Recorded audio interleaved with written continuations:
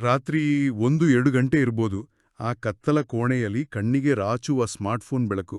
ಒಂದೊಂದು ಸೆಕೆಂಡಿಗೂ ನಾವು Twitter, Instagram ಅಂತ ಸ್ಕ್ರೋಲ್ ಮಾಡ್ತಾನೆ ಇರ್ತೀವಿ ಅಲ್ವಾ? ಹೌದು.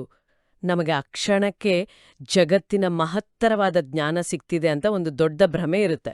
ಆದ್ರೆ ವಾಸ್ತವದಲ್ಲಿ ನಾವು ಆ ಕತ್ತಲಲ್ಲಿ ಕಳೆದೋಗಿರ್ತೀವಿ. ಖಂಡಿತ. ಅಂದ್ರೆ 800 ವರ್ಷಗಳ ಹಿಂದೆಯೇ ನಮ್ಮ ಈ ಆಧುನಿಕ ರೋಗವನ್ನು, ಈ ಮಾನಸಿಕ ಗೊಂದಲವನ್ನು ವಿಶ್ವಗುರು ಬಸವಣ್ಣನವರು ಎಷ್ಟು ನಿಖರವಾಗಿ ಅಳೆದಿದ್ರು ಗೊತ್ತಾ?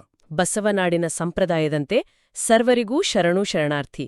ಬಸವಣ್ಣನವರ ವಚನಗಳ ಈ ಆಳವಾದ ವಿಶ್ಲೇಷಣೆಗೆ ಸ್ವಾಗತ. ಈ ಆಳವಾದ ವಿಚಾರಗಳ ಚರ್ಚೆ ನಿಜಕ್ಕೂ ಇಂದಿನ ಅಗತ್ಯ. ಹೌದು. ಈ ಪಯಣದಲ್ಲಿ ನಮ್ಮ ಬಯಲನೆ ಬಿತ್ತಿ ಯೂಟ್ಯೂಬ್ ಚಾನೆಲ್ ಅನ್ನ ಸಬ್ಸ್ಕ್ರೈಬ್ ಮಾಡುವ ಮೂಲಕ ಪ್ರೋತ್ಸಾಹ ಸಿಗುತ್ತದೆ ಎಂಬ ಆಶಯದೊಂದಿಗೆ ಆ ಅದ್ಭುತ ವಚನವನ್ನು ನೋಡೋಣ. ವಚನ ಹೀಗಿದೆ ನೋಡಿ. ಓತಿ ಬೇಲಿ ವರಿವಂತೆಯನ್ನ ಮನವಯ್ಯ, ಹೊತ್ತಿಗೊಂದು ಪರಿಯಪ್ಪ ಗೋಸುಂದಿಯಂತೆನ್ನ ಮನವು, ಬಾವುಲ ಬಾಳುವೆಯಂತೆನ್ನ ಮನವು, ನಡುವಿರುಳೆದ್ದ ಕುರುಡಂಗೆ ಅಗುಸೆಯಲ್ಲಿ ಬೆಳಗಾದಂತೆ, ನಾನಿಲ್ಲದ ಭಕ್ತಿಯ ಬಯಸಿದಡುಂಟೆ ಕೂಡಲ ಸಂಗಮದೇವ. ಎಂಥ ಅದ್ಭುತ ಸಾಲುಗಳು! ಇಲ್ಲಿ ಬರುವ ಪ್ರಾಣಿಗಳ ರೂಪಕಗಳು ಕೇವಲ ಸಾಹಿತ್ಯದ ಅಲಂಕಾರಕ್ಕೆ ಮಾತ್ರ ಸೀಮಿತ ಅಲ್ಲ. ಅಂದ್ರೆ ಅವು ನಮ್ಮ ಮೆದುಳು ಮತ್ತು ಮನಸ್ಸು ಹೇಗೆ ಕೆಲಸ ಮಾಡ್ತದೆ ಅನ್ನೋದನ್ನೇ ಬಿಚ್ಚಿಡ್ತವೆ. ಹೌದು. ಈಗ ಬೇಲಿಯ ಮೇಲಿನ ಆ ಓತಿ ಅಥವಾ ಹಲ್ಲಿಯನ್ನೇ ತೆಗೆದುಕೊಳ್ಳಿ. ಅದೇ, ಅದು ಒಂದು ಕಡೆ ಸುಮ್ನೆ ಇರ್ಲಾರದು ಅಲ್ಲ. ಗುರಿಯಿಲ್ಲದೆ ಒಮ್ಮೆ ಹೀಗೆ ಒಮ್ಮೆ ಹಾಗೆ ಓಡ್ತಲೇ ಇರ್ತದೆ. ಇನ್ನು ಆ ಗೋಸುಂಬೆ ಪರಿಸ್ಥಿತಿಗೆ ತಕ್ಕಂತೆ ಬಣ್ಣ ಬದಲಾಯಿಸುವ ಅವಕಾಶವಾದಿತನವನ್ನು ತೋರಿಸ್ತದೆ. ನಿಜ.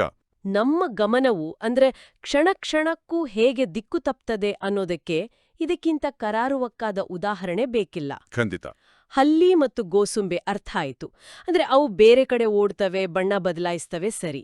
ಆದರೆ ಈ ಬಾವುಲಿ, ಅದು ಕೇವಲ ದಿಕ್ಕು ತಪ್ಪಿಲ್ಲ, ತಲೆ ಕೆಳಗಾಗಿ ನೇತಾಡುತ್ತಿರ್ತದೆ. ನಿಖರವಾಗಿ ಹಿಡಿದಿರಿ. ಬಾವುಲಿ ಹಕ್ಕಿಯೂ ಅಲ್ಲ, ಪ್ರಾಣಿಯೂ ಅಲ್ಲ.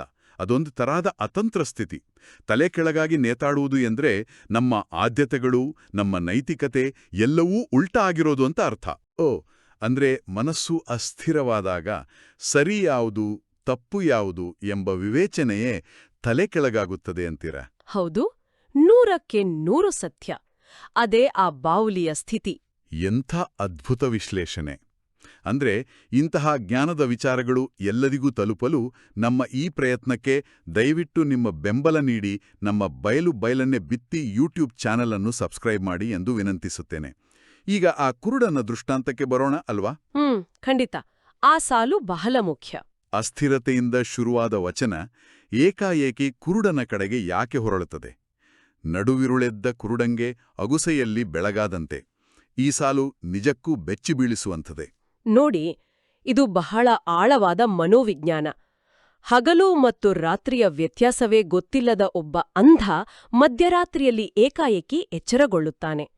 ಊರ ಬಾಗಿಲಿಗೆ ಅಂದ್ರೆ ಅಗುಸೆ ಬಳಿ ಬಂದು ಬೆಳಗಾಯ್ತು ಅಂತ ತಾನೇ ನಂಬುತ್ತಾನೆ. ಅರೇ, ಅಂದ್ರೆ ಇಲ್ಲಿ ಕುರುಡ ಎಂದರೆ ಅಜ್ಞಾನಿ ಅಂತನ? ಹೌದು. ಅವನಿಗೆ ಜಗತ್ತಿನ ಸತ್ಯ ತಿಳಿದಿಲ್ಲ. ಆದ್ರೆ ಅವನ ಆ ಚಂಚಲ ಭ್ರಮಾಧೀನ ಮನಸ್ಸು ತನಗೆ ಜ್ಞಾನೋದಯವಾಗಿದೆ, ತನಗೆ ಎಲ್ಲವೂ ತಿಳಿದುಬಿಟ್ಟಿದೆ ಅಂತ ಒಂದು ಸುಳ್ಳು ಕಲ್ಪನೆಯನ್ನು ಸೃಷ್ಟಿಸುತ್ತದೆ. ಇದೇ ನೋಡಿ, ನಾವು ಆಗ್ಲೇ ಮಾತನಾಡಿದ ಆ ರಾತ್ರಿ 2 ಗಂಟೆಯ ಸ್ಮಾರ್ಟ್ಫೋನ್ ಕಥೆ. ಹೌದು, ಅಕ್ಷರಶಃ ಅದೇ. ನಾವು ಕತ್ತಲಲ್ಲಿ ಕುಳಿತು ಜಾಲತಾಣಗಳಲ್ಲಿ ಏನೋ ಸ್ವಲ್ಪ ಮಾಹಿತಿ ನೋಡಿ ನಮ್ಗೆ ಇಡೀ ಪ್ರಪಂಚದ ಜ್ಞಾನ ಸಿಕ್ಬಿಟ್ಟಿದೆ ಅಂತ ಭ್ರಮಿಸ್ತೇವಲ್ಲ, ಅದು ಈ ಮಧ್ಯರಾತ್ರಿಯಲ್ಲಿ ಎಚ್ಚರಗೊಂಡ ಕುರುಡನಿಗೆ ಬೆಳಗಾಯಿತು ಎನಿಸುವ ಅದೇ ಭ್ರಮೆ ಅಲ್ವಾ? ಖಂಡಿತ, ಅದೇ ಭ್ರಮೆ. ಆದ್ರೆ ಇಷ್ಟೆಲ್ಲ ಚಂಚಲತೆಗೆ, ಈ ಭ್ರಮೆಗೆ ಮೂಲ ಕಾರಣ ಏನು ಅಂತ ನಾವು ಯೋಚಿಸ್ಬೇಕು. ವಚನದ ಕೊನೆಯಲ್ಲಿ ಬಸವಣ್ಣನವರು ನಾನಿಲ್ಲದ ಭಕ್ತಿ ಎನ್ನುತ್ತಾರೆ.